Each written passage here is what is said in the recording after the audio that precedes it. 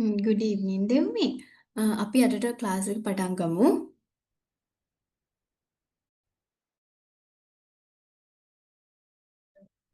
හරි මැඩම්.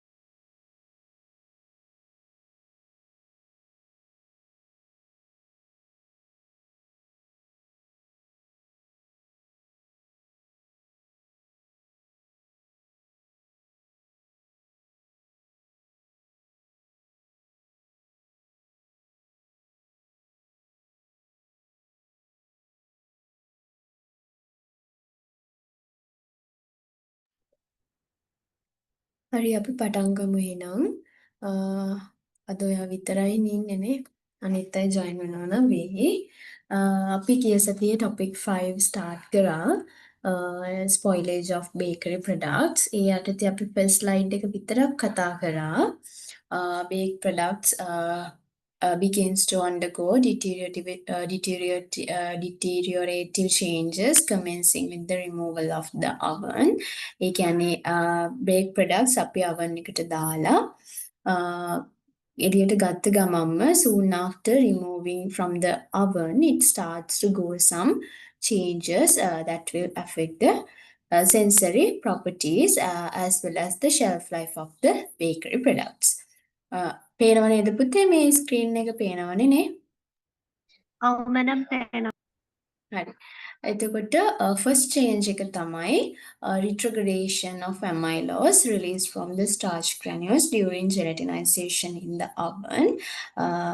ඒ කියන්නේ අපි දැන් remove කරාට පස්සේ oven එකෙන් with the cooling you could see the retrogradation they are like intend to rearrange themselves. baking එකේ ගත්තාම heating වෙනවා මොනවාද oven එකෙන් එළියට ගත්තට පස්සේ retrogradation එක තමයි සිද්ධ වෙන්නේ. එතකොට crystalline and firm character of the crumb that develop as bread is stored for a day or more. ඒ කියන්නේ that is why අපිට අර දැන් අපි බ්‍රෙඩ් එක ගත්තාම ඒකේ mainly two parts තියෙනවා crumb එකයි crust එකයි. එතකොට අපිට දකින්නවා අපි crumb එකේ middle part එකේ bread එක getting firm or hard compared to the fresh baked product.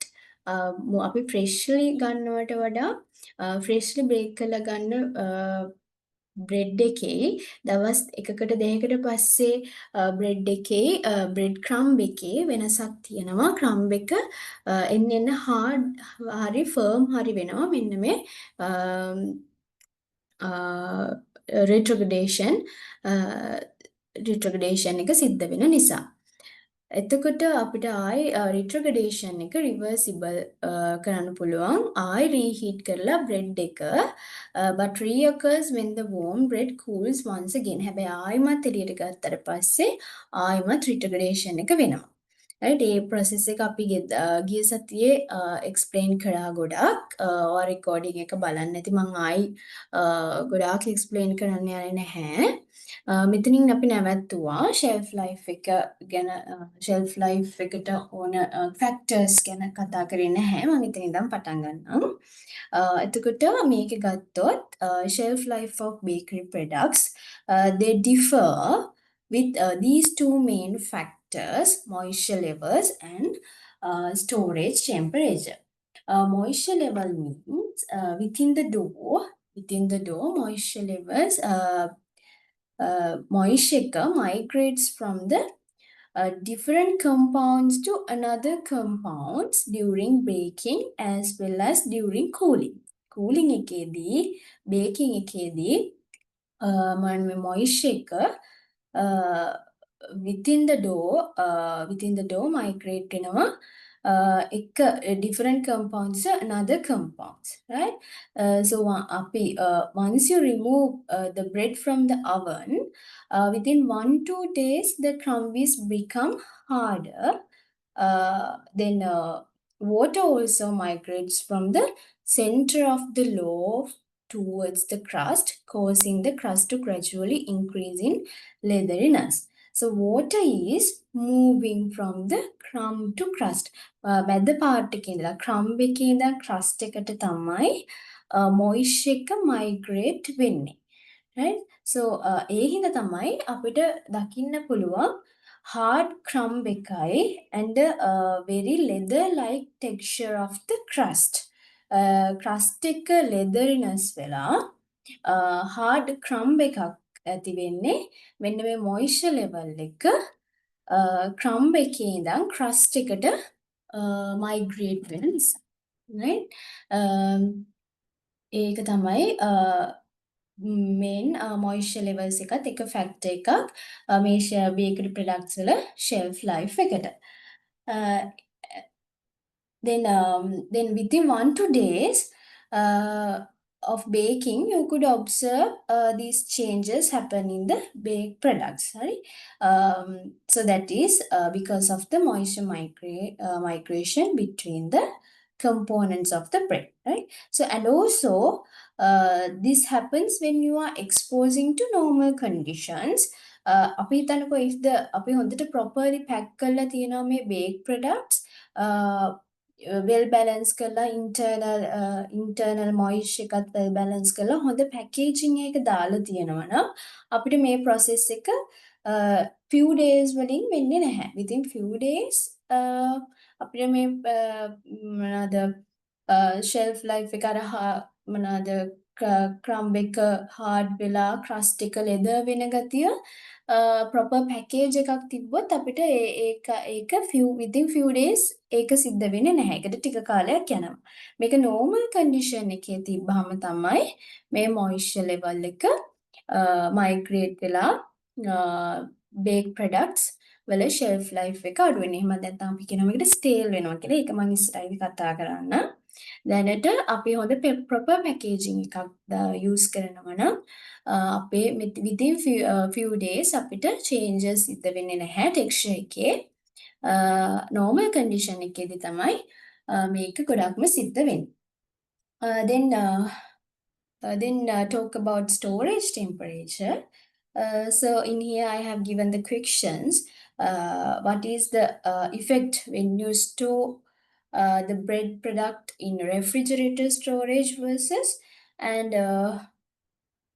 warm? It means refrigerator storage means 4 Celsius, below 4 Celsius, and warm temperature means more than that.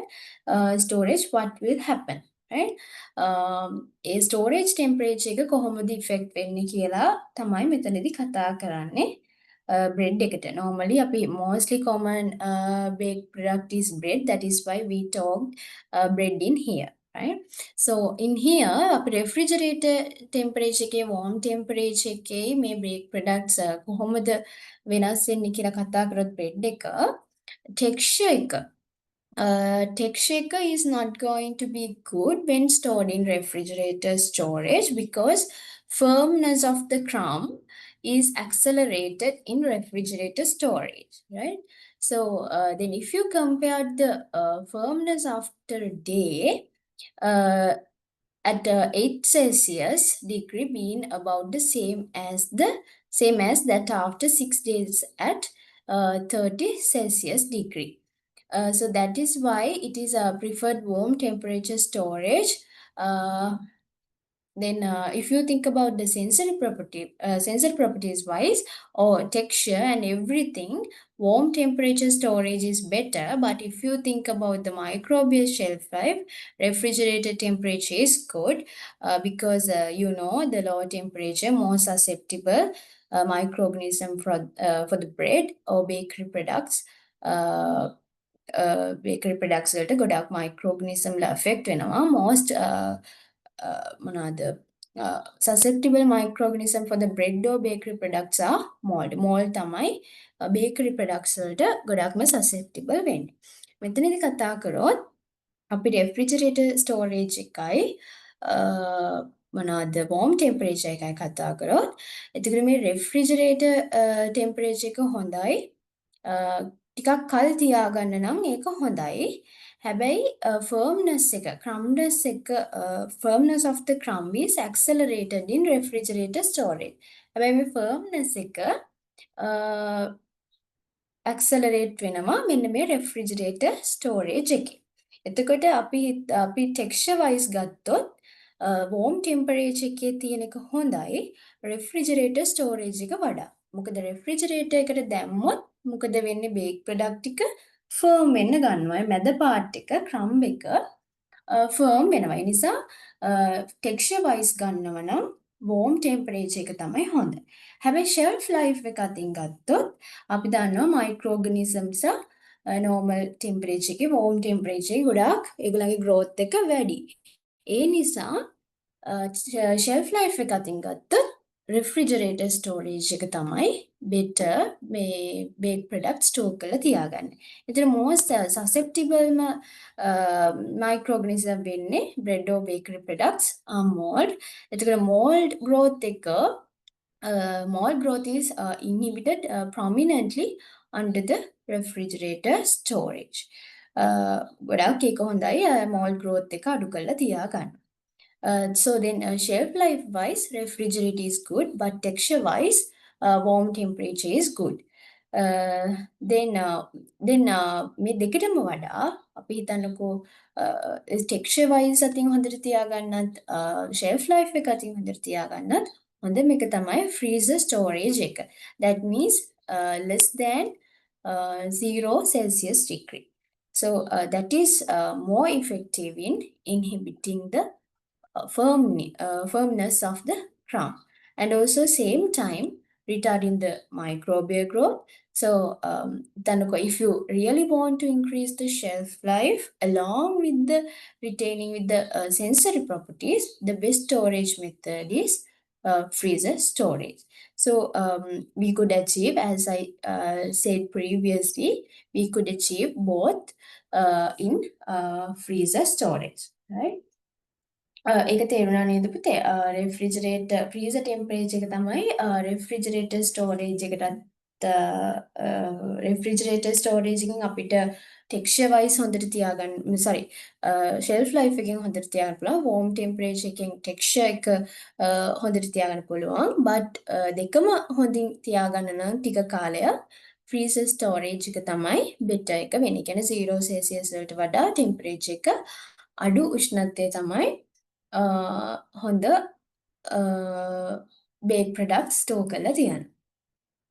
As an example, ඔයගොල්ලෝ දන්නවා මේ you could see some baked products, they are consumed after small reheating or frying stored in freezer storage අර මොනවද ඔය සමහර pizza එහෙම Store කරලා තියෙනවා අපිට මයික්‍රෝවේව් එකට දාලා පොඩ්ඩක් රීහීට් කරලා කන්න පුළුවන්.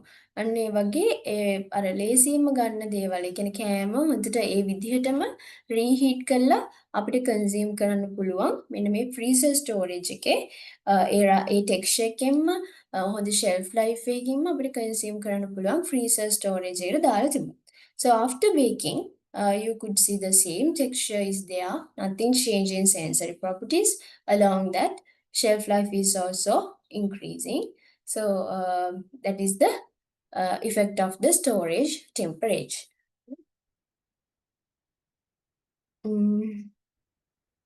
So then I want to talk about the mechanism of staling. This is the definition of staling. So once you read the definition, you could see it's not same as the shelf life. According to the definition, staling is decreasing consumer acceptance of bakery products caused by changes in crumb other than those resulting from the action of spoilage organism. Right? So now you can clearly see it is different from the shelf life of a product. The term staling කියන්නේ staling mostly applied for bakery products. අපි මේ staling කියන වචනේ දාන්නේ bakery products වලට. Right? Because if you think other products, we are not referring to this. So we only worried about the shelf life. අපි මොන හරි වෙන කෑම ජාතියක් ගත්තොත් අපි shelf life එක ගැන තමයි worry වෙන්නේ, not about the staling. Right? So if microbial action is high or growth is high, you are like avoiding the consumptions. But for the baked products, shelf life is also really important. But before considering the shelf life, this tailing is one of the critical thing you concern because that severely affect for the consumer acceptance, right? So that is why also you could store the baked product for a longer period of time, even in the refrigerator storage conditions, but yet you are not getting the sensory properties, right? අපි මේකෙදි කතා කරන්නේ definition එකේ shelf life එකයි ස්ටේලිං එකයි කියන්නේ දෙකක්. එතකොට මේකේ බලන්නේ අපි ෂෙල්ෆ් ලයිෆ් එක කියලා කියන්නේ ගොඩක් වෙලාවට මැක්සිමම් අර මයික්‍රෝ ඕගනිසම්ස්ලා ජීවත් අර වැඩි වෙලා අපිට කන්සියුම් කරන්න බැරි මට්ටමකට පත් වෙන එකට තමයි කියන්නේ මේ shelf life එක කියලා. shelf life එක කියන්නේ maximum time period we can keep the food without um, any changes. ඒ කියන්නේ අපිට කන්සියුම් කරන්න බැරි මට්ටමකට තියාගන්න පුළුවන් උපරිම කාලය තමයි කියන්නේ shelf life එක කියලා. හැබැයි ස්ටේලිං එකේදී වෙන්නේ consumer acceptance එක decreasing of bakery products, change in crumb other than those resulting from the action of spoilage of organism. මේකෙදී අපි කොච්චර ඒ කියන්නේ සමහර වෙලාවට ඕගනිසම්ස් ඒකේ අර ස්පොයිලේජ් වෙලත් නැහැ. බේක් ප්‍රොඩක්ට්ස් එක ස්පොයිලේජ් වෙලත් නැහැ. හැබැයි අපිට ඒක කන්න බෑ. කන්සියුමර් ඇක්සෙප්ට් කරන්නේ නැහැ. කන්සියුමර්ස්ලා ඇක්සෙප්ට් කරන්නේ නැහැ මේ බේක් ප්‍රොඩක්ට් එක කන්සියුම් කරන්න. මොකද මේ ක්‍රම්බ් එකේ චේන්ජ් එකක් වෙලා තියෙන නිසා. ඒතර අපිට කන්න හිතෙන්නේ නැහැ. අර හොඳ මවුත් ෆීල් එකක් ඒකේ ටෙක්ස්චර් එකක් නැති නිසා අපිට අර කන්සියුමර් ඇක්සෙප්ට් කරන්නේ නැහැ. හැබැයි ඒක ස්පොයිල් වෙලා නැහැ. ඒ කියන්නේ මයික්‍රෝ ඕගනිසම්ස්ලා ඒකේ මට්ටමට ඉක්මවා ගිහිල්ලා නැහැ. අපි ඕනම ප්‍රොඩක්ට් එකකට තියෙනවා ෂෙල්ෆ් ලයිෆ්. ඒ කියන්නේ මයික්‍රෝ ඕගනිසම්ස්ලා growth වෙන මැක්සිමම් ලිමිට් එක. ඒක ඒ මට්ටමකට ඇවිල්ලත් නැහැ. එක එක ප්‍රොඩක්ට් වල ෂෙල්ෆ් ලයිෆ් එක ඩිෆර් වෙනවා. එතකොට මේකේ වෙන්නේ ෂෙල්ෆ් ලයිෆ් එක මයික්‍රෝ ඕගනිසම්ස් ස්පොයිල් වෙලා ස්පොයිලේජ් ලිමිට් එකට ඇවිලත් නැහැ but අපිට ඒක කන්සියුම් කරන්න බෑ. So in here I'm referring bread. So most widely used indicator is increase in crumb firmness. crumb එකේ firmness එක වැඩි වෙන එක තමයි මේ ස්ටේලිං වල ඉන්ඩිකේටර් එක විදිහට use කරන්නේ. So whether bread is stale or not, notice crumb firmness. If you see the crumb firmness is increased, you could see the bread is stale. So although it is microbial shelf life is okay, if staling happens, you are not going to consume that. Some additional thing. So if you refer to the microbial spoilage, keep in mind the mold attract is the most dominant thing. The common mold attacks baked products includes like mucor, penicillium, aspergillus, and etc. So only few bacterial attack is there in the baked product. That is most common bacterial species is bacillus species. That is regarding the spoilage of the shelf life of the baked product. ගොඩක්ම බලන්නේ මේකේ ස්පොයිලේජ් වෙනවා නම් bake product වල බලන්නේ මෝල් growth එක පහන් වල එහෙම පුස්නේ බලන්නේ ඒක තමයි ස්පොයිලේජ් වෙනවා කියලා අපි කියන්නේ මයික්‍රෝබියල් ස්පොයිලේජ් එක කියලා කියන්නේ බේක් ප්‍රොඩක්ට්ස් වල ගොඩක්ම වෙන්නේ මෝල්ඩ් ඇටැක් එක ටිකයි බැක්ටීරියල් ඇටැක් එකක් වෙන්නේ ඒකත් වෙන්නේ බැසිලස් ස්පීසීස් වලින් අර පුස් බඳිනවා නම් ගොඩක්ම බේක් ප්‍රොඩක්ට්ස් වලට වෙන්නේ ගොඩක් මියුකර් ඇස්පර්ජිලස් වගේ මෝල් growth එකක් තමයි තියෙන්නේ. ඒ ස්පීසීස් තමයි ගොඩක්ම grow වෙන්නේ බේක් ප්‍රොඩක්ට් වල. So there are some important factors controlling the changes in the texture of breads during storage, right? So first one is water migration and transition in the starch fractions. Usually during baking, when you mix and put inside an oven, the water migration from gluten to starch, right? gluten එකේ ඉඳන් starch එකට තමයි water migration වෙන්නේ අපි oven එකට දැම්මට පස්සේ. So on the other hand, after we remove from the oven and store at normal condition, with the decrease of the temperature, it means cooling, cooling, moisture is coming back to the gluten. This water migration change during heating and during heating and during storing, right? So this thing affect the scaling process. Water migration occurs as transition in the starch fractions. That means um, අපි දන්නකෝ අපි usually bake කරද්දී අපි ingredients mix කළා oven එකට දැම්මට පස්සේ water migration වෙනවා from gluten එකේ ඉඳන් starch වල මොකද wheat flour වල gluten තියෙනවා gluten එකේ ඉඳන් starch වලට තමයි water migrate වෙන්නේ එතකොට අපි oven එකේ එළියට ගත්තට පස්සේ සහ normal temperature එකේ තිබ්බට පස්සේ ටෙම්පරේචර් එක අඩු වෙන නිසා ආයි මොයිස්චර් ටික මොකද වෙන්නේ අර ග්ලූටන් එකේ ඉඳන් ස්ටාර්ච් එකට ගිය ටික ආයිමත් ස්ටාර්ච් එකේ ඉඳන් ග්ලූටන් එකට යනවා right so මේක මෙන්න මේ water migration එක heating එකේදී storing එකේදී දෙකක් වෙනස් වෙනවනේ එතකොට මෙන්න මේක scaling process එකට affect වෙනවා texture එක වෙනස් වෙන්න බලපාන factor එකක්. Then the next one is, second one is transformation of starch structure from amorphous to partially crystalline. Crystalline structure, like it has a proper shape, cross-links of starch molecules are there. So it has very good මොනවාද configuration එකක් තියෙනවා මේ හොඳ crystalline structure එකේ. But amorphous means no ordered manner.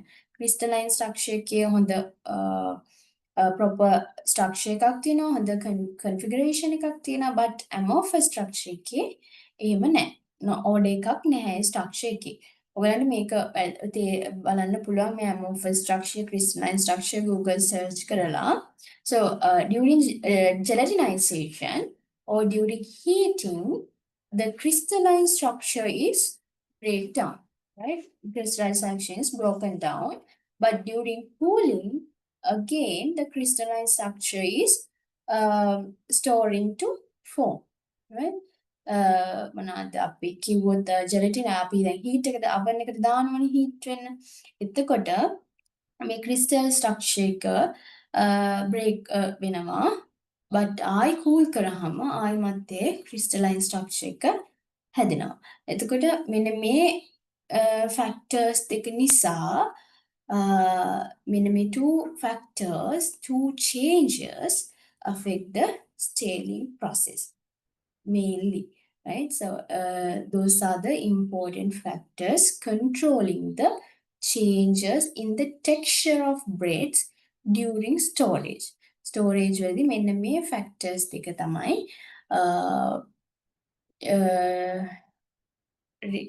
these factors controlling the changes in the texture of breads, right? So when moving to the next slide, so during the baking of bread dough, what happen is starch granules are generally gelatinized, restricted swelling followed by collapse happens to them because of the limited amount of water present in the dough system.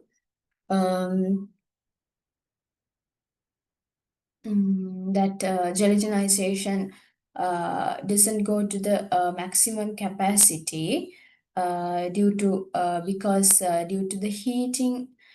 Some of the water might also evaporated from the system. So gelatinization, they are like kind of restricted. Restricted due to the limited amount of water present in the dough system. So you could observe in addition to the gelatinized granules, deformed wheat starch granules can be isolated from the crumb. මේකෙදී අපි baking වලදී bread ඩෝ එක break කරන කාලෙදී ඒ time period එකේ during the baking of bread dough මෙන්න මේ වෙනවා මේ සිද්ධ මේ changes වෙනවා starch granules වෙන්නේ සාමාන්‍යයෙන් gelatinized වෙනවා. So restricted swelling followed by collapse happens to them because of the limited amount of water present in the dough system. So gelatinization එක තමයි gelatinization එක මැක්සිමම් කැපැසිටි එකෙන් වෙන්නේ නැහැ. මොකද සමහර මේකේ වෝටර් ටික මේකේ තියෙන අපි දැන් වෝටර් යූස් කරනවානේ අපි ඩෝ එක හදන්න. අන්න ඒකේ limited amount of water present in the dough system මොකද වෙන්නේ ඒක evaporate වෙනවා from the system එකකින් evaporate වෙනවා. ඒ නිසා some restricted due to the limited amount of water present in the dough. ඒක පොඩක් restrict වෙනවා. මේක මේ limited amount of ටිකක් dough එකේ limited amount of water තියෙන නිසා. ඊට අමතරව අපිට දකින්න පුළුවන් in addition to the gelatinized granules, deformed wheat starch granules can be isolated from the crumb. මේ crumb එකෙන් deformed wheat starch granules isolate වෙනවා. right? deformed වෙන කියන්නේ deformed වෙච්ච wheat starch granules ඉන්නනේ. අන්න ඒවා මොකද වෙන්නේ isolated වෙනවා crumb එකේ. right? මෙන්න මේව තමයි baking වලදී සිද්ධ වෙන්නේ. right? Then, so the small amount of amylose that leaches from granules during baking in the limited moisture system of bread dough retrogrades upon cooling and rapidly become unextractable. Because of this limited moisture system, upon cooling the retrogradation can be happen, right? Cooling එකෙත් retrogradation එක සිද්ධ වෙන්න පුළුවන් මෙන්න මේ limited moisture system එකක් තියෙන නිසා. So this will lead to the staling of the baked product. මෙන්න මේක තමයි lead කරන්නේ staling process එකට. right? Then when talk about bread stalling, these are two indicators, crumb staling and crust staling, right? So as I mentioned earlier, the crumb staling is the most widely used indicator in their very firm crumb. Crust, what will happen? The moisture is going from the crumb to crust because of that, crust is become leathery in texture, crumb is getting firm. When talk about crumb staling first, the firmness of bread varies with the position within a loaf, with maximum firmness occurring in the central portion of the crumb. So crumb become firm. Maximum firmness can be happen during cooling of the baked products or bread. This is a more complex process compared to the crust staling. Then talk about crust staling is generally caused by moisture transfer from the crumb to crust, resulting in a soft leathery texture and is generally less objectionable than crumb staling. So in here, මෙතන crust එකේ crispy nature of the crust is now going to be lost. We could see soft leathery texture that is not sensory wise acceptable. Then crust tearing is some how manageable. Crust tearing එක අපිට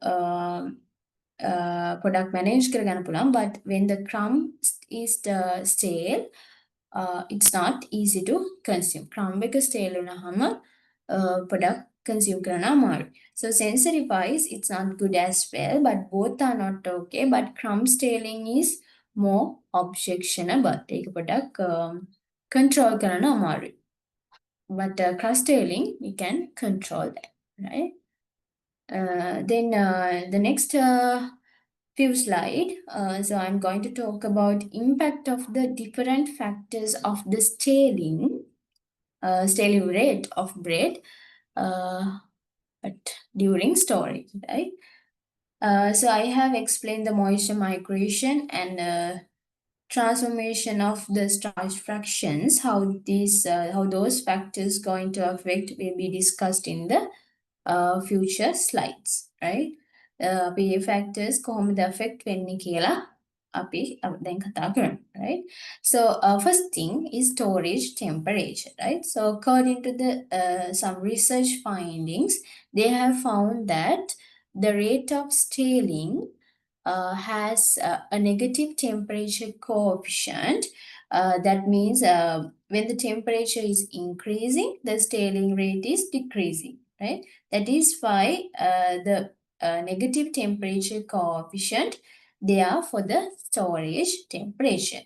Then bread scaling is correlated with starch recrystallization at storage temperature with the maximum rate at 4 Celsius degree.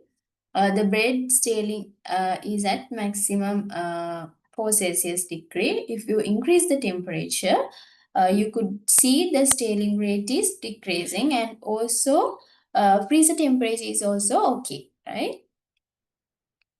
Freezer temperature is also okay. We can see a maximum rate of scaling when 400 Celsius degree, right? And what's the impact of moisture redistribution between crumb and crust? So moisture gradient forms in the loaf as baked bread begins to cool and moisture migrates from crumb to crust. Okay? That's the moisture move from crust. Crumb එකෙන් crust එකට moisture move වෙනවා. Therefore, you could see the firm crumb and softer crust, right? Then other thing is moisture redistribution among components during cooling. So I told you during baking, moisture travels from gluten to starch, right? Gluten to starch, and opposite happens during cooling, right? During baking, moisture travels from gluten to starch, and opposite happens during cooling, starch to gluten, right? So during cooling, the strong gluten network now is like getting weaker. It releases some water molecules to the crystalline structure, right? Crystalline structure of the starch on scaling. So what will happen is the mobility. You can read that transfer of moisture from gluten to starch as the starch crystallize. Moisture එක gluten එකේ ඉඳන් starch එකට migrate වෙනවා. The decrease in water mobility in bread upon scaling was due to incorporation of water molecules released from gluten into crystalline structure of starch that develop upon scaling, right? So what will happen is the mobility of water will now be decreased because of that, because a crystalline structure of starch trapping the water releases from gluten. Right? මොකද crystalline structure එක තියෙනවානේ starch එකේ. අන්න ඒක water එක trap කරනවා. water එක trap කරලා තියාගන්නවා. Releases from trapping the water releases from gluten. අර gluten වලින් release කරපු water ටික crystalline structure එකේ trap කරලා තියාගන්නවා. So this is what happens in the moisture redistribution among components. Components අතර moisture redistribution එකෙන් කියන්නේ ඒක. So that is why you could see some dry nature. Dry nature because of the mobility of nature is now decreased. They are trapped in the crystalline structure of the starch. අර gluten එකෙන් release කරන water ටික starch එකේ තියෙන නිසා තමයි trap කරලා තියෙන නිසා තමයි dry niche එකක් දකින්න පුළුවන්. Right? Then these are the things I have further discussed. So what will happen? Gluten releases water. So these moisture redistribution among components. Gluten undergoes the yes among components.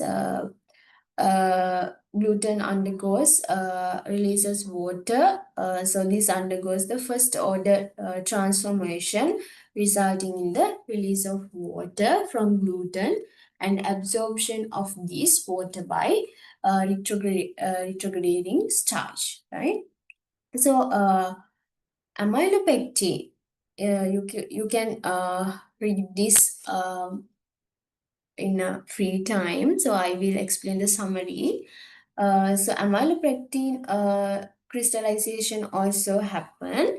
Amylopectin crystallization is bread both requires both microscopic and macroscopic redistribution of water so that there is sufficient moisture present at the locus where crystallization takes place to plasticize polymer chains so that they are mobile enough for crystallization to occur and for incorporation into B-type crystal lattices.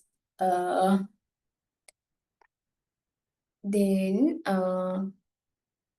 next thing, uh, next thing is how the flour components affect on the scaling of the bread products. So previously we could discuss about the factors. Yes, factors affecting the scaling rate of the bread during storage. Now we discuss about the relationship of flour components to the baked product. So you could see the role of the starch.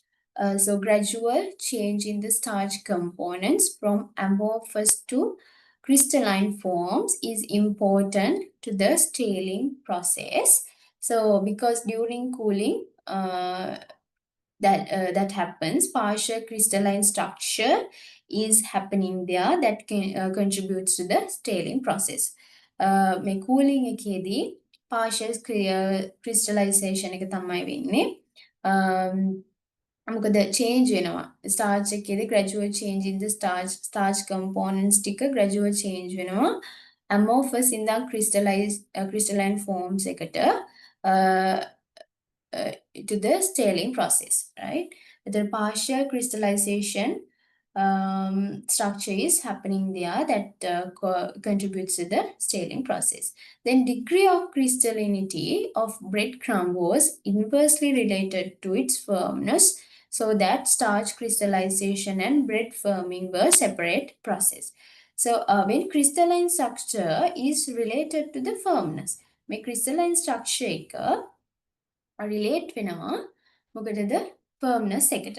So මොනවද starch crystallization and bread firming are two separate process. මේකේ අපි කතා කරොත් ඒක two separated process එකක් starch crystallization වෙන එකයි bread firm වෙන එකයි. But starch crystallization happens during cooling as well. පටලව ගන්න එපා. starch එක crystalline වෙන එක cooling process එකේදීත් වෙනවා. So inversely means in here, inversely means when the crystallization is high, then firming is reduced, right? crystallization එක වැඩි නම් firming එක අඩුයි, but මේක ඇවිල්ලා two separate process එකක්. එකට සිද්ධ වෙන දෙයක් නෙවෙයි.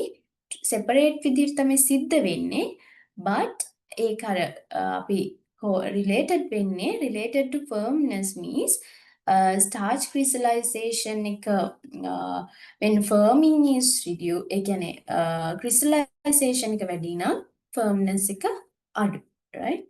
There are two separated processes. Bread firming is not affected by the starch crystallization. It happens between the moisture migration from crust to crumb. Right?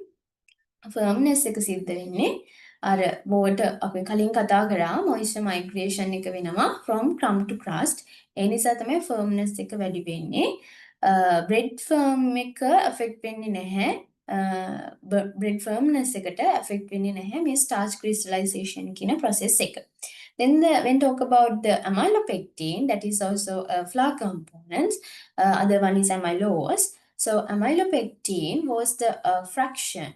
So that is the one component starch. It is responsible for staling because heating stale bread above 50 Celsius can restore the loaf to its original freshness.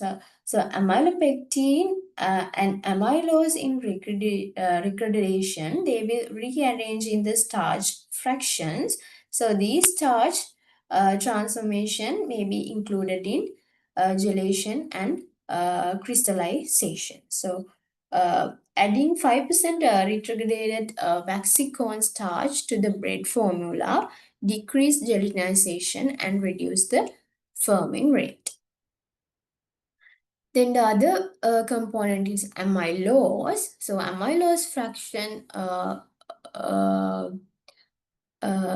please read the content. I will explain the summary. So the kinetics of the starch retrogradation, which happens from the amylose and amylopectin. Right? Starch retrogradation, retrogradation එකට ඒ කියන්නේ ඒකේ වේගයට kinetics එකට amylose එකයි amylopectin එකයි හේතු වෙනවා. So but there is a difference. හැබැයි දෙකේම difference එකක් තියෙනවා starch retrogradation එකට, right?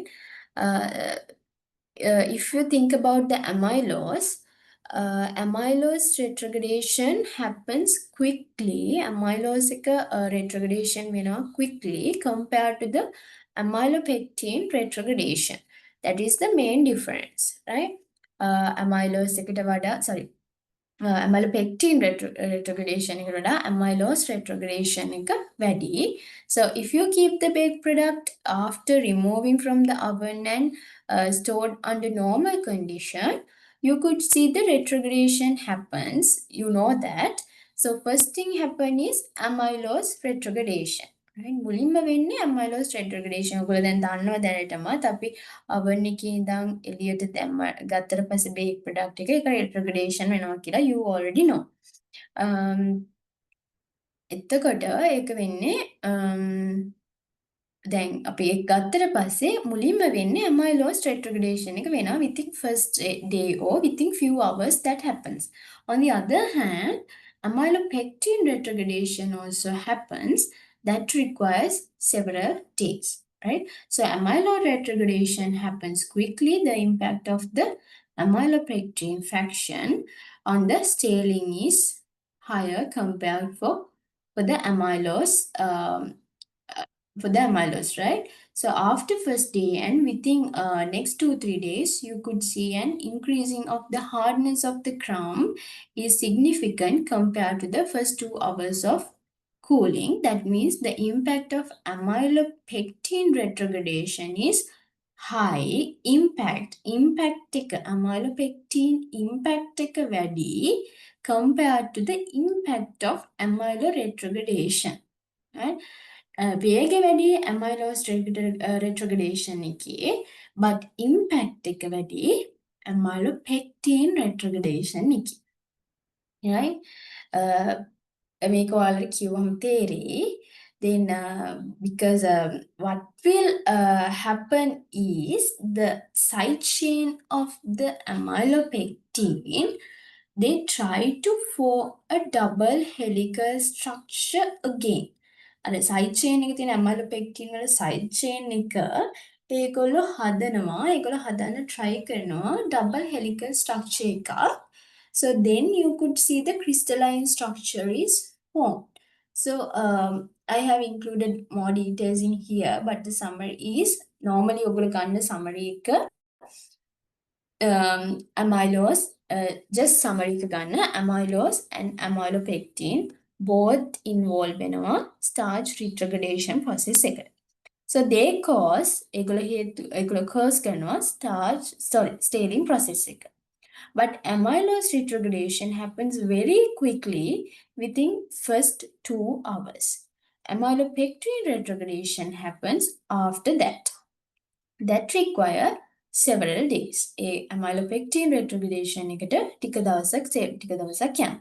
Although amylose retrogradation happens quickly, the impact of the amylopectin retrogradation is high. So that's a summary, right? Amylose retrogradation එක first 2 hours වලදී හරි within 1 day හරි වෙනවා. Amylopectin retrogradation එක වෙන්නේ after that, after several days.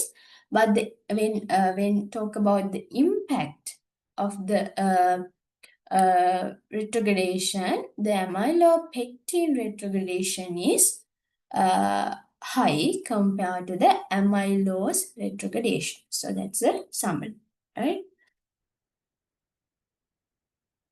Then what will impact of the protein? ඔයගොල්ලෝ දන්නවා protein they do not wholly තනියෙන් act කරන්නේ නැහැ. Solely act on the scaling process. ඒගොල්ලෝ තනියෙන් act කරන්නේ නැහැ. They always combine with starch. Starch එකට starch එකත් එක්ක combine වෙලා තමයි starch gluten interaction are somehow involved in the firming process, right? So with the cooling, you could see the interactions might have changed. So the differences in molecule mobility in an aged bread is attributed to the role of gluten or distribution of water in the amorphous region of the bread. The change in the starch-gluten interaction will affect on the role of the um, gluten or redistribution of water in the amorphous region of the bread, right? Then next component is pentosanes. That is the pentosanes means 5-carbon sugar outer present in the baking ingredients. So water soluble and insoluble pentosanes are there. So if pentosanes is retard scaling and have no effect on the scaling rate. If pentosanes is high, that is pentosanes is high, that good because it retards scaling and have no effect on the scaling rate. මේ pentosanes කියන එක starch component එකක්, but taking effect scaling rate එකට effect වෙන්නේ නැහැ. But ඒක හොඳයි. මොකද ඒක scaling process එක retard කරන නිසා. Then talk about the role of lipid is that is the anti-firming agent. So lipids have an effect on the anti-firming action. So anti-firming means firming is reduced by because of their lubricative actions. ඒගොල්ලන්ට තියෙන lubricative action නිසා firming එක reduced කරනවා. So that's good for the scaling process of the baked products, right? Then talk about anti-scaling additives. That means the compound that retard scaling. Anti-scaling means scaling එක retard කරන additives තමයි අපි දාන්නේ. So we could add these into the into baking dough in order to retard the scaling process of the baked product. So the first one is fructose or glucose syrups and corn syrups that retard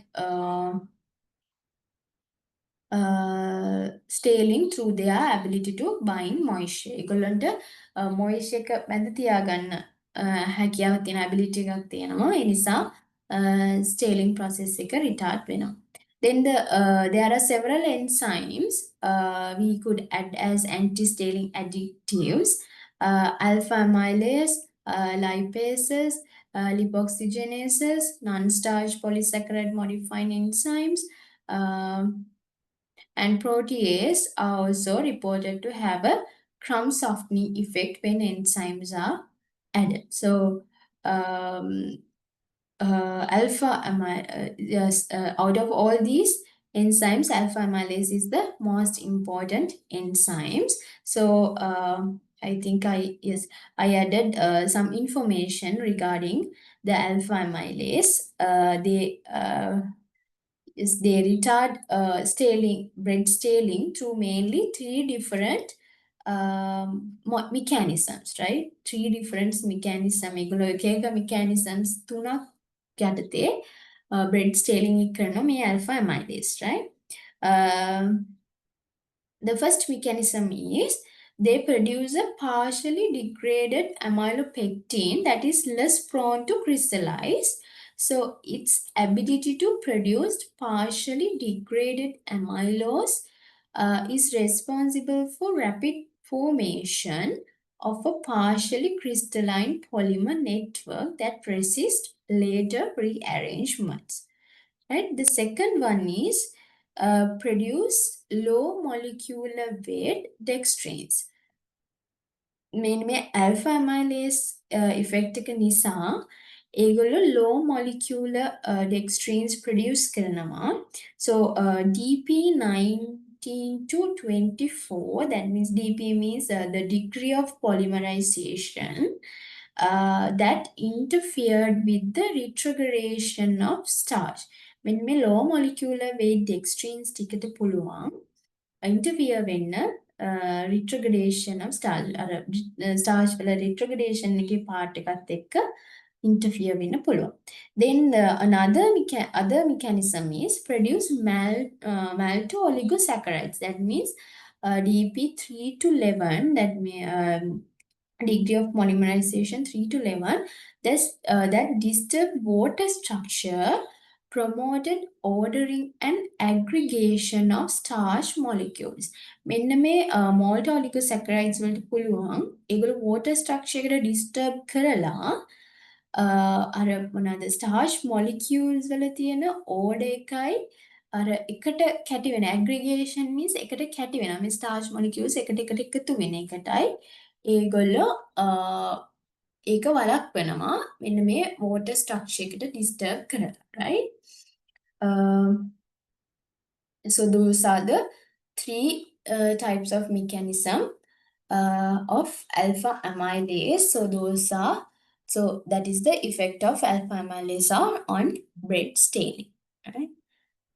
Then talk about malt oligosaccharides. අපි කතා කරා ඒක alpha amylase එක නිසා scaling එක retard වෙන්න එක හේතුවක් වෙනවා කියලා. That is maltotriose and maltotetraose that call as malt oligosaccharides. So they retard retrogradation in bread. So how they are going to do is by interfering with starch gluten interaction. If you could remember, the proteins are, I told you before, proteins are not solely retarding the bread scaling. They are like having the interaction with starch, right? So when interfere with starch gluten interaction, they retard retrogradation in bread. And also, they are holding water around starch molecules and inhibit starch interactions. ඒගොල්ලෝ starch molecule වටේ තියෙන water ටික එහෙමම තියාගන්නවා. starch molecules තියෙන ටික ඒ වටේ කියන්නේ starch molecule එක වටේ water layer එකක් තියෙනවා. ඒ නිසා ඒ වටේ තියෙන water ටික එහෙමම තියාගන්නවා මේ malt oligosaccharides. ඒක තියාගෙන starch with starch interaction වෙන එක inhibit කරනවා. Right? Yes. So, like that, by interacting with and starch gluten interactions, the malt oligosaccharides retard staling process. Right? එහෙම තමයි malt oligosaccharides bread staling එක retard කරන්නේ. Right? So another type is anti-staling additive is another type of anti-staling additive is emulsifiers, right? The first one is monoglycerides are the emulsifiers most commonly used in bakery to delay staling, right? Emulsifiers කියන මොනවාද monoglycerides එක තමයි use කරන්නේ commonly staling process එක delay කරන්න. So it reduces in crumb firmness as the result of interaction of monoglycerides with amylose. ඒගොල්ලෝ monoglycerides මොකද කරන්නේ amylose එක්ක interact වෙලා crumb firmness එක අඩු කරනවා. Right? Interaction වෙන එකේ result එකක් විදිහට තමයි crumb firmness එක reduce වෙන්නේ. So one type of monoglycerides is diacetyl tartaric acid esters of monoglycerides. These also can be used as emulsifiers to retard the staling process. Right? Then there are some other ingredients like shortening hydrochlorides like gums, like xanthan gums, and damage or modified starch. Some other ingredients we can add as anti-staling additives. So how they do is they have greater water holding ability, which will inhibit the movement of moisture because moisture redistribution is a requirement for staling to occur. So මේකේ දෙනවා හොඳ මෙන්න මේ shortening hydrocolloids or damage or modified starch වල තියෙනවා හොඳ water holding ability එකක්. ඒගොල්ලෝ inhibit කරනවා moisture movement එක. මොකද moisture එක තමයි අර මේ staling process එකට ඕනම දේ requirement එකක් redistribute කරන components. එතකොට මේ moisture එක move කරන්න නැතුව තියාගත්තයින් පස්සේ inhibit the movement inhibit කරාට පස්සේ movement එක ඒකෙන් අපිට staling process එක වෙන එක occur වෙන එක inhibit කරගන්න පුළුවන් නවත්ත ගන්න පුළුවන්. Right? So these are the things I want to explain in this topic. මේකේ මොනවා හරි ප්‍රශ්නයක් තියෙනවා නම් පුතේ අහන්න පුළුවන්. If not, we can move to our last topic.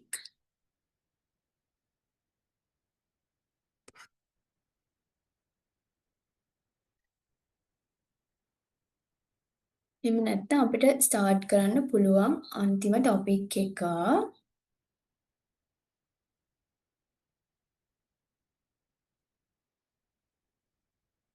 Madam ඔය PDF එක දාලා තිබ්බද? මේකද? ඔව් මැඩම්. මේක දැම්මනේ. හම්බුනේ නැද්ද? අර කලින් කරපු එක විතරයි හම්බුනේ. මේක මන් දැම්මනේ අද. අද උදේ මන් දැම්මා මේක topic. ඔව් මන් දැම්මා. මං කියන්නම් ඒගොල්ලන්ට ඔයගලන්ට මේ share කරන්න කියලා. මම අද දැම්මා මේක yes මන් දැම්මා. මේකයි අද අලුත් පාඩම් එකයි මම ඒක දැම්මේ නෑ මේක දැම්මා. පටන් ගන්න කලින් දැම්මා. බලන්න චුට්ටක් මේ group එකට දාලාද කියලා. දෙවුම් ඉන්නෝනේ. දෙවුමිය ඔයාට හම්බුණාද? නෑ මැඩම්. හම්බුන්නේ නැද්ද? මං එහෙනම් මේ කෝල් එකක් දීලා කියන්නම් මේක දාන්න කියලා.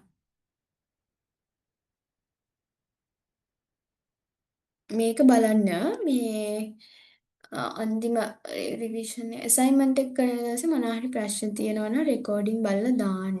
මේක මම දාලා තියෙන්නේ. අලුත් topic මේක දැම්මා. දැන් අද තව මං හිතුවේ මේක ටිකක් වෙලා යයි කියලා. මේ next එකක් දාන්නම් අතරයට. මේකේ ප්‍රශ්නයක් තියෙනවා නැත්නම් පුතේ මං අනිත් එක පටන් ගන්නම්. මැඩම් ඇසයින්මන්ට් එක ගැන ගෲප් එකට දැම්මද විස්තර නෑ නේද? නෑ දැම්මේ නෑ. මං තාම දැම්මේ නෑ. මං ඒක දාන්නම් හෙට දවසේ ඇතුළත මම දාන්නම්. එතකොට ඔයගොල්ලන්ට ප්‍රසන්ටේෂන් එකට රෙඩි වෙන්න වීක් එකක් වගේ තියලා නෙක්ස්ට් ක්ලාස් එක ගන්නම්.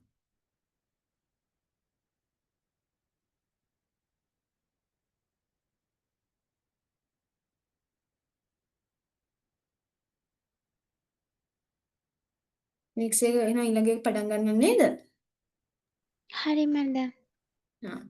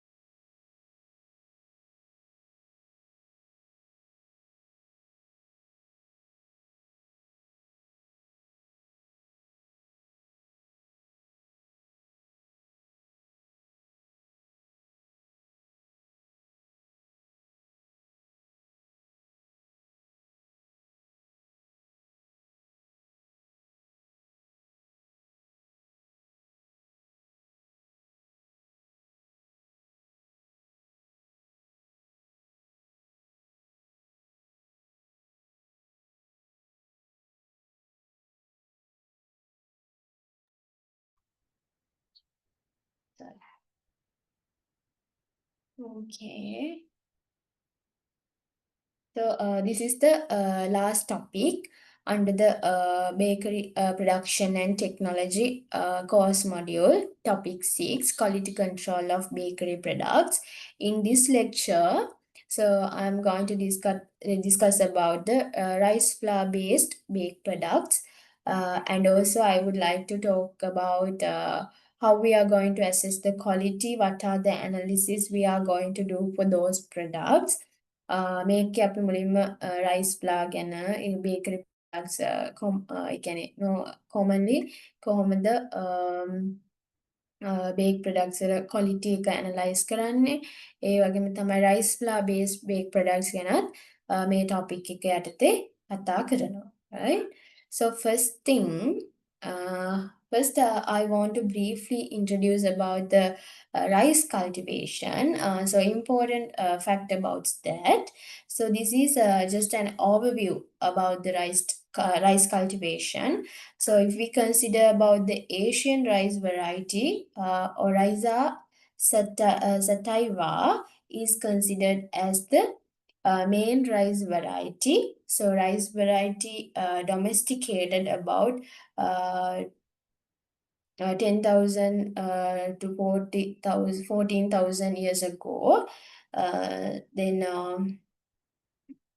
there are two main subspecies of Asian rice, Indica and Japonica. So Indica is prevalent in tropical regions and Japonica prevalent in the subtropical and uh, temperate regions of Southeast Asia. Then consider about the domestication of those two subspecies was occurred um, 8,200 to 13,500 years ago in the Pearl River Valley region of China, right? Then in here shows some of the statistics that are related to paddy cultivation in locally, and later we talked about globally as well. නිකං statistics ටිකක් තමයි මේක පාවිච්චි කරලා තියෙන්නේ. You all of you aware that paddy production can happen in 2 seasons. මලසි Yala and Yala සහ මහ කන්නේ දන්නවනේ මහ season and Yala season. In මහ season we can get the yield of paddy. So therefore I have included the statistic related to the paddy production district wise in the time period of 2019 to 2020 on the Maha season, right? When looking at the data, you could see Anuradhapura district was having the highest paddy production during that period. It followed by Kurunegala, Ampara, Polonnaruwa, etc. So these are just for your information. මේක මතක තියාගන්න ඕනේ. මම information එකක් විදිහට include කරේ. ඔගොල්ලෝ ඒක දන්නවත් ඒක දන්නවනේ කොහොමවත්. So when talk about the global contents, if you look at the statistic, this is also around 2009 to 2020. So China is considered as the major rice producing country with the value 146 metric ton. It is followed by India, Indonesia, Bangladesh, and etc. So in here mention the top 10 rice producing countries in those periods, right? Sri Lanka ne, Sri Lanka වෙන්නේ. Then when talk about දැන් අපි කතා කරා මුලින් wheat grain එක ගැන. ඔයගලන්ට මතකත් ඇති. දැන් අපි rice grain එක ගැනත් කතා කරන මෙතනදී baked products කතා කරන්නේ, right?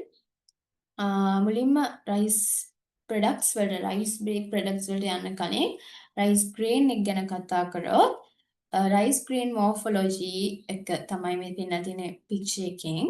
So these have outer part, husk, hull or husk, and then bran, endosperm, and germ are also there. මේක ඔයගොල්ලෝ දන්නවා දැන් ඒක ලොකුවට කියන්න ඕනේ නැහැ. So like wheat grain, rice grain also the majority of the grain occupied by starchy endosperm.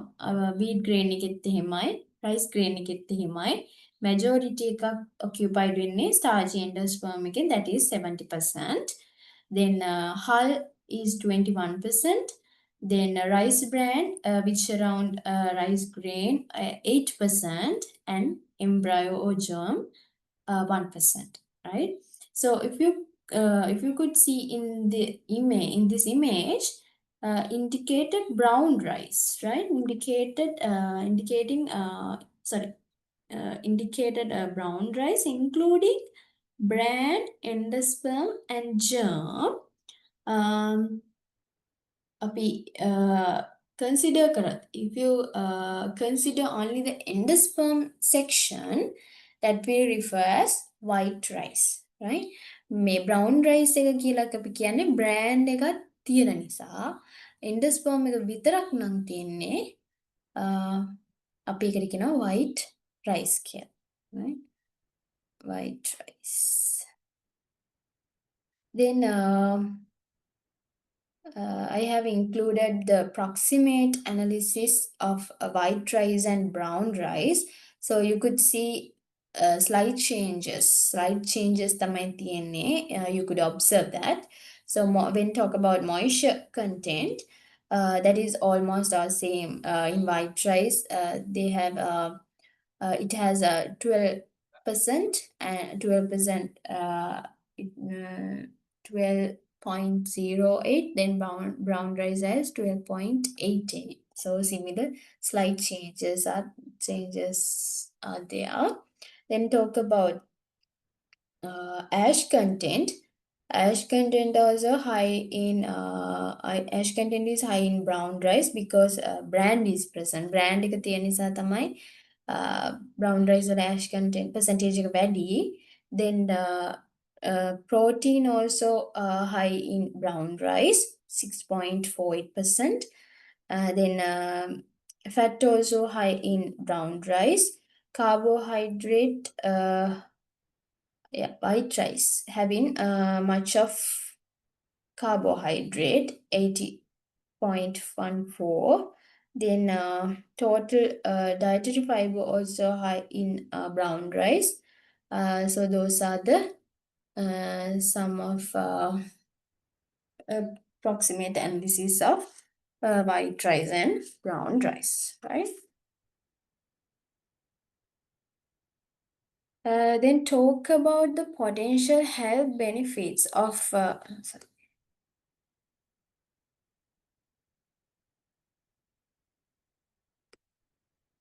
potential health benefits of rice. It has these facts make the people encouraged to incorporate rice into different products, right? So it has the ability to reduce blood sugar level. Basically, it works as regulators for blood sugar. Especially the brown rice is considered as the best choice to act as a blood sugar regulator compared to the white rice. Then brown rice is also better than white rice, slowing the absorption of glucose in the body because it contains more fiber, right? Bran is included in the brown rice. It is rich in fiber. It acts as the slowing action of absorption of glucose into the body. මේකේ අපි කතා කරොත් අපි අයි දැන් මේකේ ගොඩක්ම අපි rice flour ගන්න ප්‍රොඩක්ට් එකක් විදිහට සරි අපි ඒක යූස් කරනවානේ රයිස් ෆ්ලා ගන්නවා අපි ප්‍රොඩක්ට් හදන්න ගන්නවා right බේකරි ප්‍රොඩක්ට් හදන්න ගන්නේ මේකේ තියෙන හෙල්ත් බෙනිෆිට් එක නිසා ඒක එන්කරේජ් කරනවා peoples අට මෙන්න මේ රයිස් උත් මේවට ගන්න බේකරි ප්‍රොඩක්ට්ස් වලට යූස් කරන්න ප්‍රොඩක්ට්ස් වලට ගන්න incorporate rice to produce different products, right? මොකද ඒකේ health benefits ගොඩාක් තියෙනවා rice flour වල. Normally ඒක අඩු කරනවා මේ blood sugar level එක ඒගොල්ලන්ට ability එකක් තියෙනවා blood sugar level එක අඩු කරන්න. මොකද brown rice කියලා කියන්නේ ඔයගොල්ලෝ කොහොමද දන්නවා අපි හැමෝම කියනවා සුදු හාල් වලට වඩා රතු හාල් හොඳයි කියලා. එතකොට ඒක තමයි regulate එකක් විදිහට ගන්න blood sugar regulate එකක් විදිහට brown rice අපි consider කරනවා. Like because ඒකෙන් පුළුවන් අර glucose absorption එක slow කරනවා body එකට glucose absorb කරන එක අඩු කරනවා මේ brown rice එකෙන්. Sorry rice එකෙන් brown rice එකෙන් right? මොකද brown rice එකට තියෙනවා fiber. ගොඩක් හොඳ fiber content එකක් තියෙනවා. අපි කලින් කතා කළා brand එකක තියෙන නිසා brand එක include වෙලා තියෙන නිසා brown rice හොඳයි කියලා. එතකොට and also rich in fiber as well. ඒ නිසා මේක glucose body එකට absorb කරගන්න එක අඩු කරනවා. And not only that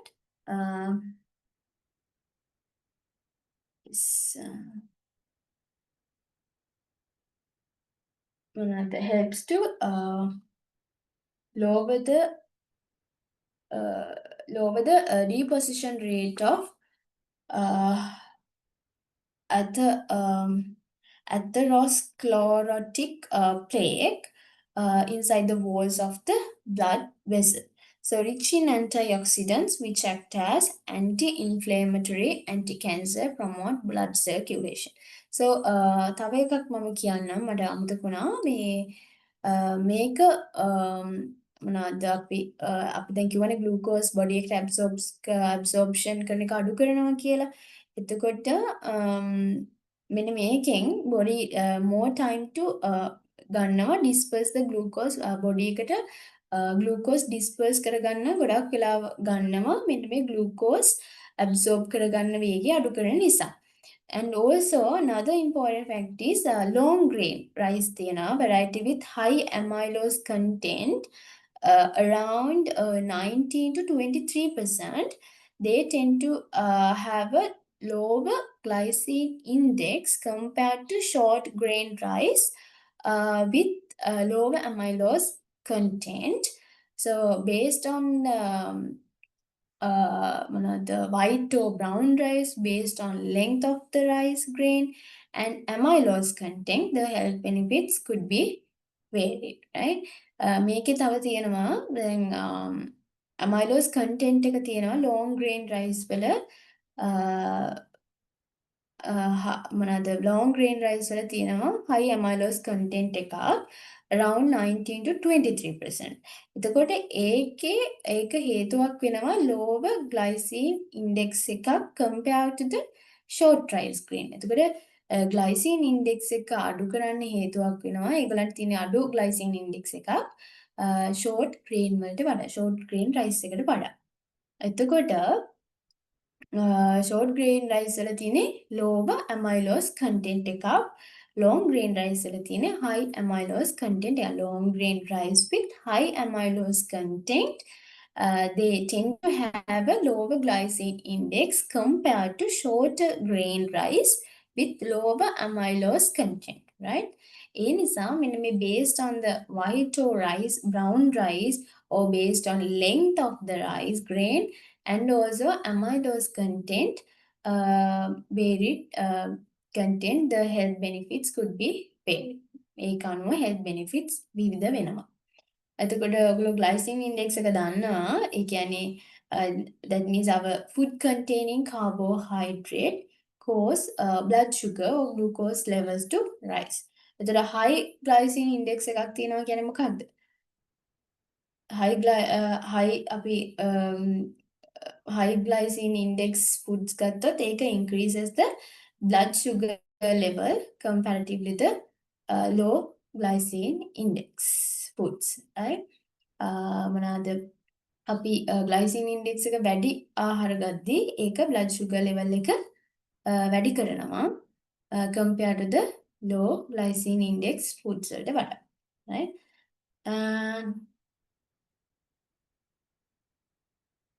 තව එකක් තමයි අනිත් එක තමයි මේක මොනවාද second එක කතා කරා මේක lower the deposition rate of atherosclerotic plaque inside the walls of the blood vessel when මේ atherosclerotic plaque inside the rate එක කියන්නේ deposition rate එක අඩු කරනවා blood vessel වල ඒ වගේම තමයි reaching yes brown rice is more beneficial than white rice due to the content of bran and most of the nutrients in the brown rice are located in the bran. bran එකේ තමයි ගොඩක්ම nutrients තියෙන්නේ, right? Rich in antioxidant means if you could remember the wheat grain, the more vitamin B and important fatty acids are contained in the bran. Similar to that, rice bran also contain more nutrients. Anthocyanin also rich in rice, so that is also act as a potential antioxidants which act as anti-inflammatory, anti-cancer and promote blood circulation. ඒක අපි wheat වලදීත් කතා කරා. antioxidant විදිහට මේක anthocyanin තියෙනවා. එතකොට ඒගොල්ලෝ මොනවාද act කරන potential antioxidants act as anti-inflammatory, anti-cancer and promote the blood circulation. හොඳට blood circulate කරනවා සහ anti-cancer එකක් විදිහට antioxidant act කරනවා and anti-inflammatory. So and also I have included some more health benefits, so you could read these later. Rice gattut, it's when talk about health benefits of rice, it's a great source of energy, prevents Alzheimer's disease, an excellent source of vitamins and minerals, and cholesterol free and helps reduce obesity. Then best food for those suffering from hypertension, protects against the development of cancerous cells, provides relief from diarrhea and irritable bowel syndrome, husk of rice effective treats of dysentery. They talk about white rice. Uh, it's a low in saturated fat, cholesterol free, fat free, gluten free, and sugar free. So, health benefits of brown rice are helps in diabetics control, helps in preventing obesity, lower stress in lactating women, helps to boost heart health, helps to boost nervous system, rich in antioxidants, helps in preventing Alzheimer's disease, helps in improving digestive health, control cholesterol levels, and anti depressant properties, right? So those are the summary of the rice, health benefits of rice. Next, then talk about most of the baked products are coming from the wheat flour, right? ගොඩාක් ඒවා දන්නේ wheat flour එකෙන් එන්නේ most baked products අපි first I think very first lecture we talked about that. But some people show some allergic reaction. I think you could remember the name celiac diseases. Some people show some allergic reaction to the gluten protein, so which is the major protein found in wheat that is specially called as celiac diseases or gluten intolerance, right? So once you consume gluten protein, it shows some serious digestive problem. To cater those group of people, food manufacturers started thinking about alternative solutions like gluten-free flour.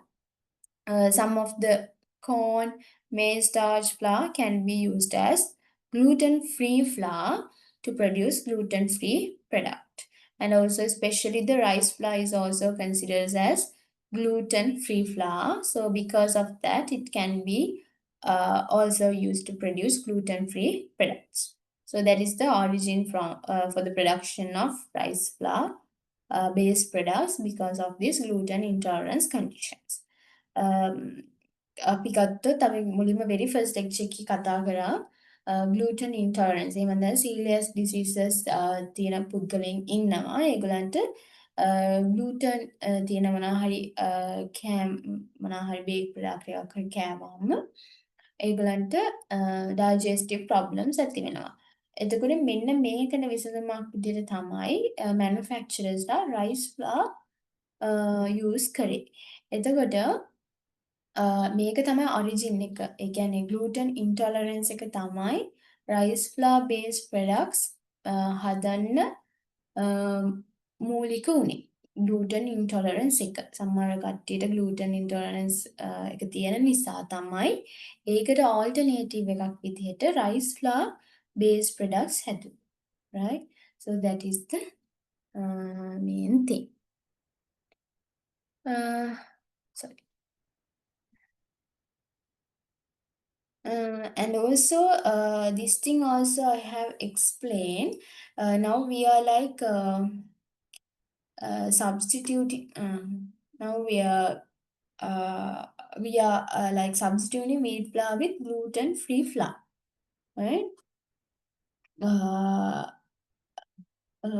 I have explained very clearly in the previous lecture the role of the gluten in the quality of the baked product. So I'm not going to explain that again. So this gluten protein has ability to give high volume to the product, alter the texture and give some taste, and all those things come from the gluten, right? The main textural properties are coming from the gluten protein, right? So, but when we consider the gluten-free products, now the gluten is absent. We are like having problems. Right? So, now we are not getting the quality that we are getting from the flour with gluten or the wheat flour. ඒ කියන්නේ අපිට ගන්න බෑ. ඒ කියන්නේ sorry. අපිට ග්ලූටන් එකෙන්ම තිය ග්ලූටන් වලින්ම හම්බෙන properties ටික හම්බ වෙන්නේ නෑ මේක. එතකොට so major technological problems related to manufacturing of gluten free products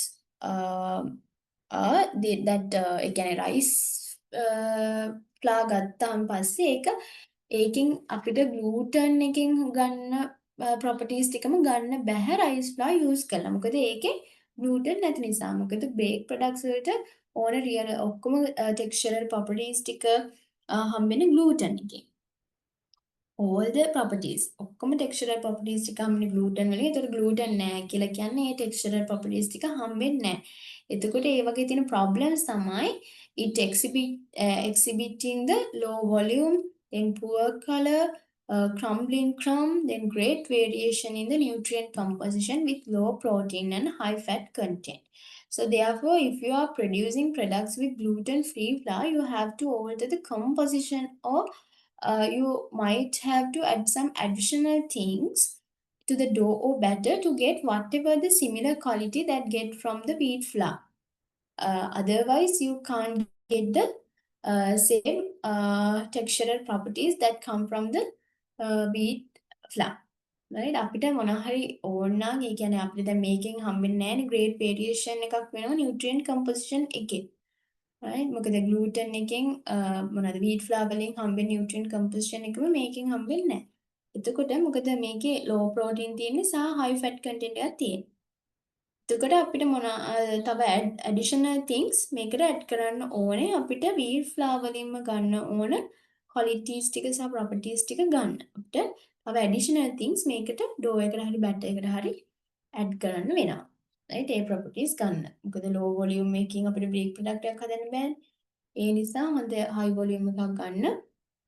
ඒකට ඕන additives add කරන්න ඕන. right? Then rice flour.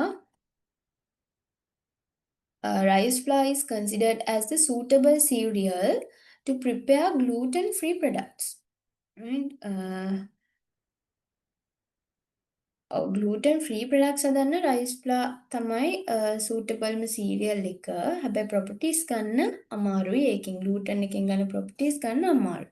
The significant properties include its natural hypoallergenic, colorless, bland taste, and it has hypoallergenic proteins. That means therefore when we consume rice flour, you are not getting some allergic conditions, and it's a low content of sodium and fat and high amount of easily digested carbohydrate. right? Making අපිට දැන් මේක natural hypoallergenic colorless bland taste එකක් තියෙනවා. මෙන්න මේ hypoallergenic proteins තියෙන නිසා අපිට මේ rice flour කාවට පස්සේ consume කරාට පස්සේ allergic condition එකක් එන්නේ නැහැ. ඒ වගේම තමයි මේක low content sodium අඩුයි සහ fat සහ low content of sodium and fat and high amount of easily digested carbohydrate තියෙන නිසා මේක okay. මේවා තමයි significant properties of the rice flour. gluten free products හදන්න හොඳම suitable cereal එක තමයි මේ rice flour කියන්නේ.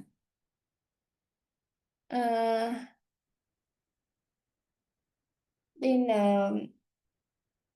in next few slides I am going to talk about the main rice bakery products, rice flour bakery products, and what are the quality parameters we have to measure in these products.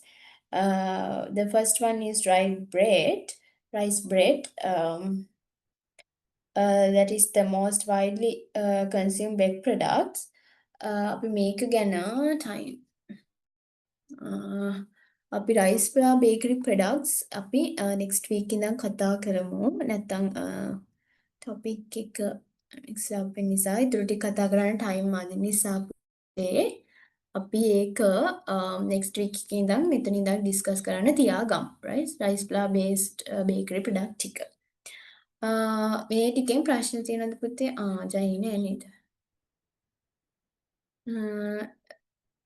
දෙව්මි මේ ටිකෙන් මොනවා හරි ප්‍රශ්න තියෙනවද පුතේ? දැන් අද කතා කරපු ටිකෙන් next week එකෙන් මට lectures නම් ඉවරයි. ප්‍රශ්නයක් නැහැ. මොකද්ද? මට නම් මොකුත් ප්‍රශ්නයක් නැහැ. නෑ නේද? අපි ඊටු ටික next week එකේ එනම් කතා කරමු. ඒ ලබන සති තමයි last lecture එක. අම්, එහෙනම් 9:30 එහෙනම් thank you පුතේ join වුණාට. ඔයා හැමදාම එනවා. මමත් ඒකට happy. මොකද එතකොට continue කරගෙන යන්න පුළුවන් නේ අලුතින්. ඔයා ඉන්න හින්දා දැන් ඉන්න හින්දා මට ආයි රිමයින්ඩ් එකක් දෙන්න ඕනේ නැහැ. ඔයා දන්නවා. එහෙනම් අන්තිම වෙනකන් හිටියට thank you. එහෙනම් අපි next week එකේ ආයි next day එකේ හම්බෙමු. Then let's wind up the session. Good night, Deomi. Good night, miss. Hari, good night.